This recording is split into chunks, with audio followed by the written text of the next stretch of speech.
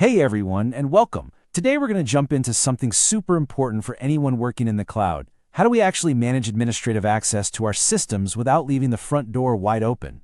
So let's get right into it. I want to kick things off with a pretty blunt question, and I want you to be really honest with yourself here. Is your cloud's front door unlocked?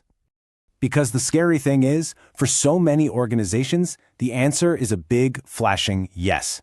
That default setup, the one that lets you SSH directly into a server from anywhere on the internet, that's not just leaving the door unlocked, that's leaving it wide open with a welcome mat out for any script kiddie who decides to come knocking. And this whole situation, well, we call it the SSH everywhere problem.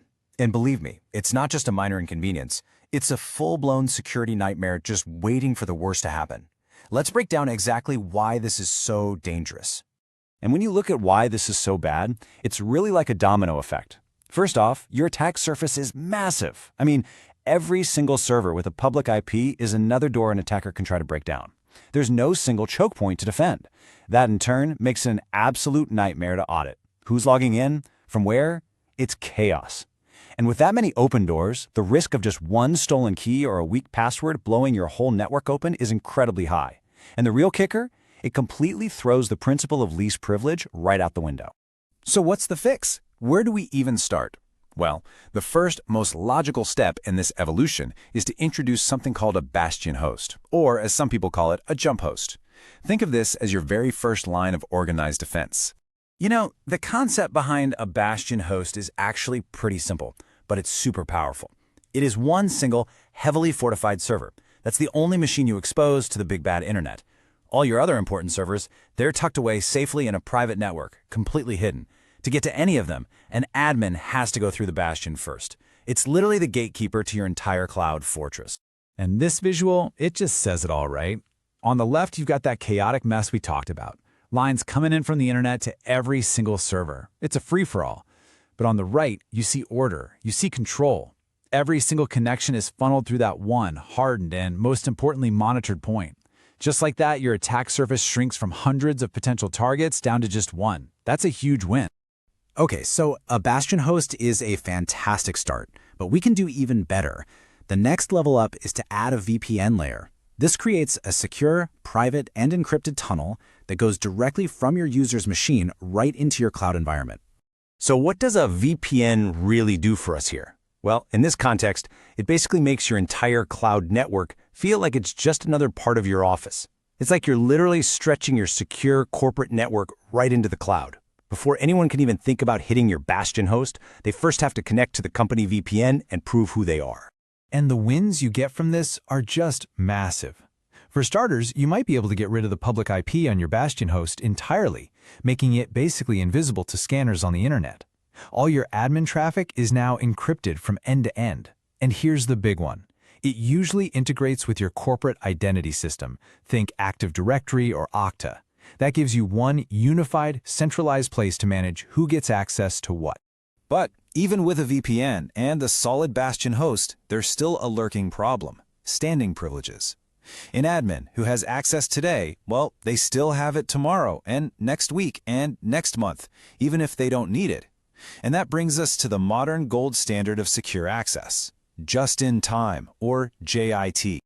The core idea behind just-in-time is as simple as it is powerful. By default, nobody has access to anything. Zero permissions, ever. Instead, when an engineer needs to, say, debug a server, they go to a portal and request temporary access. The system then grants them the exact permissions they need, but only for a limited time, maybe an hour. And once that time is up, poof, the access just vanishes, like it was never there. And this timeline just makes it crystal clear how it works. Step 1, the engineer puts in a request, usually with a little note about why they need it. Step 2, a manager or maybe even an automated system approves it. Step 3, access is granted and a timer starts ticking down. And when that clock hits 0, Step 5, access is gone. No lingering permissions, no forgotten admin accounts waiting to be compromised. It's clean. And it all boils down to this one powerful idea. The goal is zero standing privileges. It's about granting the absolute minimum access for the absolute minimum amount of time and only when it is explicitly needed. This isn't just an evolution of least privilege, it's a complete shift in mindset about what secure access really means. So, let's put it all together. How do these three approaches really stack up against each other? Well, this table gives you a great snapshot. Your bastion host? It's a good start. Low complexity, decent security. Adding a VPN makes things even better. But if you're looking for the absolute best security and the most detailed, high-fidelity audit trail, just-in-time is the undisputed champion. The trade-off, of course, is that it's a bit more complex to set up.